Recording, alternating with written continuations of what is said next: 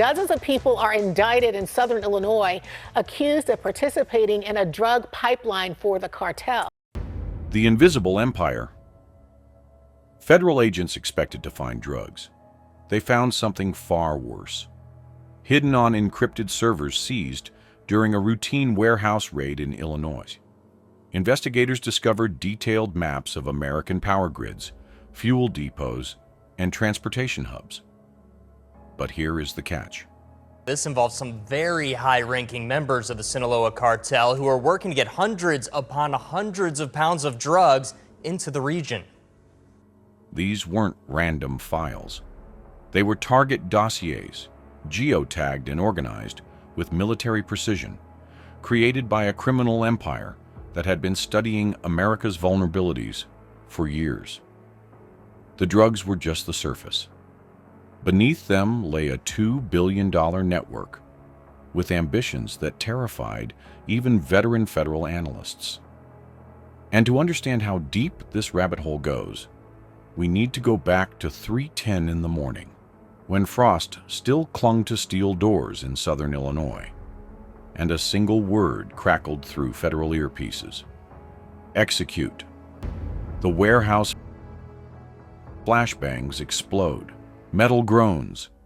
Floodlights transform the frozen night into a blinding white storm.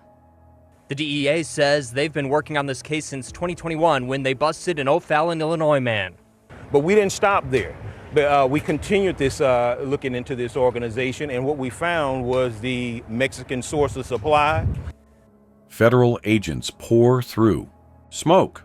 Their movements surgical, rehearsed. What appears to be a quiet agricultural warehouse is about to expose a secret worth $2 billion. The first crate tells a story investigators will never forget. Beneath layers of fertilizer packaging, hidden among pallets labeled as agricultural equipment, they discover 360 kilograms of fentanyl powder, 68 kilograms of methamphetamine, 45 kilograms of cocaine. According to prosecutors, 800 pounds of fentanyl, 150 pounds of meth, and 100 pounds of cocaine, all off the streets. Authorities say it's enough fentanyl to kill 200 million people. This single stockpile contained enough synthetic poison to endanger 200 million lives. As drone footage reveals the warehouse interior, agents realize they've stumbled onto something unprecedented. Concealed hydraulic lifts connect two hidden loading bays. Double-layered floors hide contraband beneath legitimate freight. Encrypted computers run logistics with military precision. Shell companies funnel money through Caribbean accounts. This isn't a drug operation. This is a corporation embedded in the heart of American industry, one that has quietly pumped $2 billion through America's veins since 2021. 26 suspects are taken into custody before sunrise. Now, 4 years later, 26 people are indicted, accused of being part of a drug pipeline from the Sinaloa cartel in Mexico to southern Illinois. But here is the catch. When technicians crack a seized tablet's encryption, they don't just find supply chain records. They find purchase ledgers written in Mandarin, chemical invoices traced to factories in Shanghai. The network doesn't merely run from Mexico to Illinois. It originates across the Pacific, and buried in those files, something else: coordinates, photographs, infrastructure data that has nothing to do with drug trafficking. The agents don't understand it yet, but they've just uncovered the first thread of something far more dangerous than narcotics.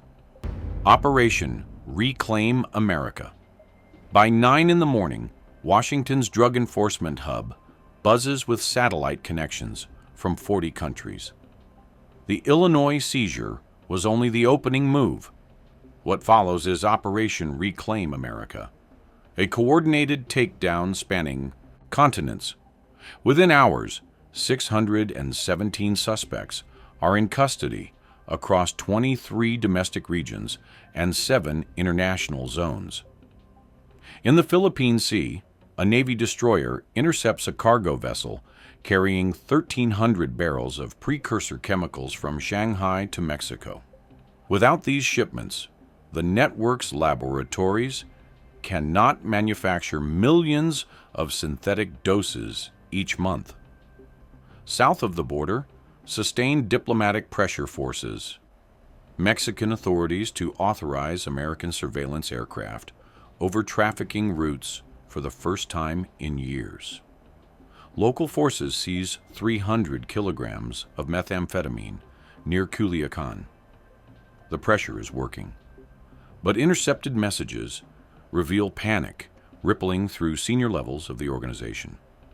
Orders go out to reroute shipments, activate dormant cells, establish new ports. The empire isn't collapsing, it's adapting. And the next 24 hours would prove just how dangerous a wounded empire can be. If stories like this are why you're here, take a second to subscribe. You won't want to miss what they found in that tunnel. The Ghost Fleet. Midnight. Snow falls across southern Illinois.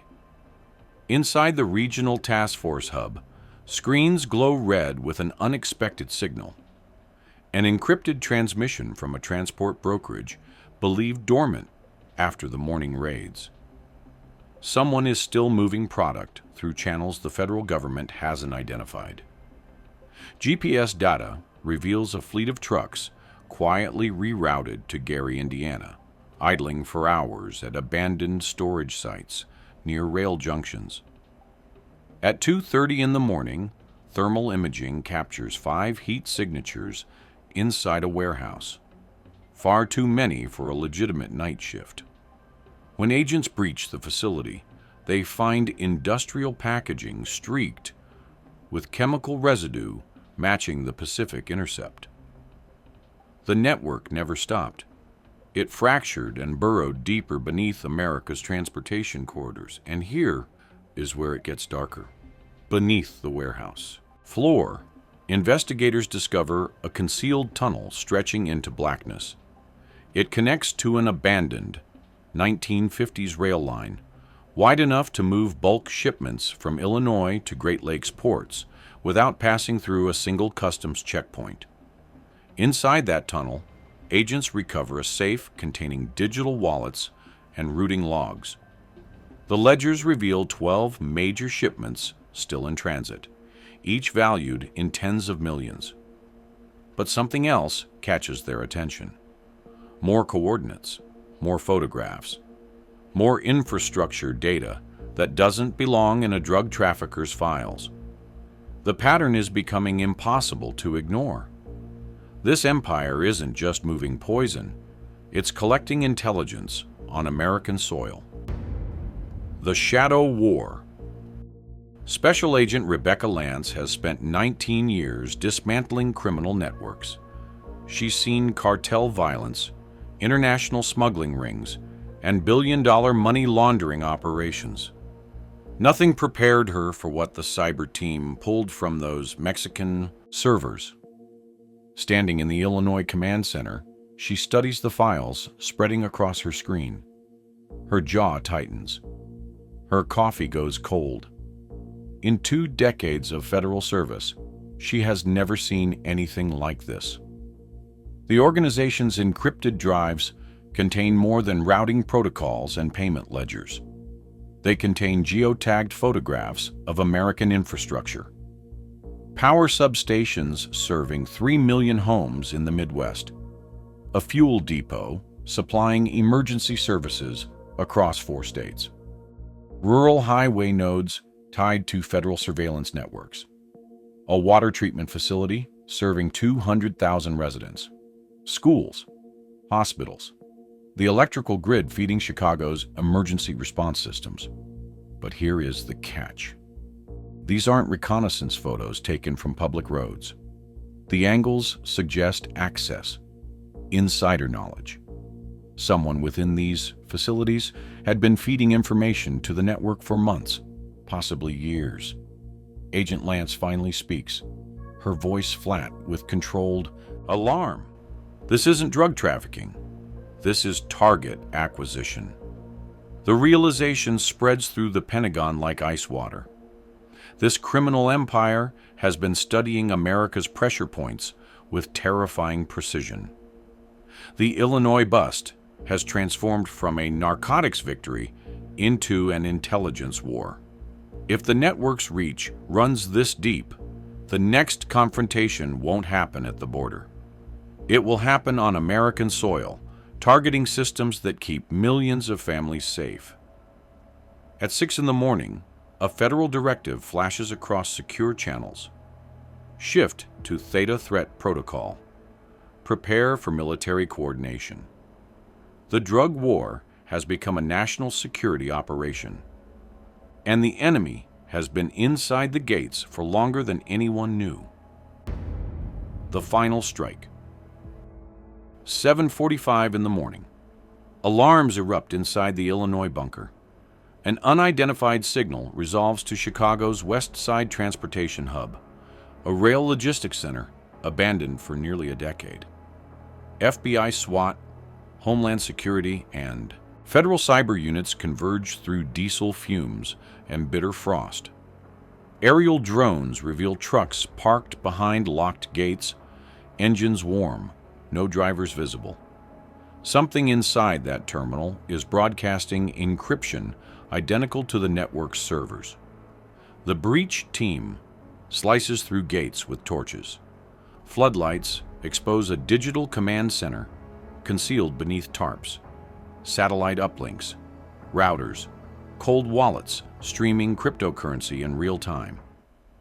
This is the network's domestic nerve center. Technicians freeze as data floods their screens. They're linking to offshore stations. 30 seconds to funds reroute. Agent Lance barks the order. Cut the grid. Power drops. Screens go black. The facility falls silent. At the yard's edge, agents recover a hard drive etched with the organization's emblem. A final message of defiance. By 10 in the morning, the Chicago hub is dismantled. Evidence trucks roll out under military escort. At a federal press conference, the Attorney General announces $2 billion in criminal revenue disrupted, 617 suspects in custody. The supply chain from Asia to the American Midwest severed. What comes next? The warehouses stand empty now. The tunnels are sealed. The ghost fleet has scattered. But Agent Lance knows what the press conferences won't say. The infrastructure files have been copied to secure federal servers. Analysts are still identifying targets, still tracing the insider sources who fed information to the network. Somewhere, in an abandoned lot or a quiet suburban office, encrypted signals still pulse through the darkness. New routes are being mapped, new faces replacing those sitting in federal custody. The question isn't whether America won this battle. It did. The question is what else this network was planning, and whether every node can be dismantled before the empire rebuilds itself stronger than before. The war hasn't ended. It has simply moved deeper into the shadows. If this story opened your eyes, hit subscribe and turn on notifications. Click the video on your screen now to see what else is hiding in plain sight.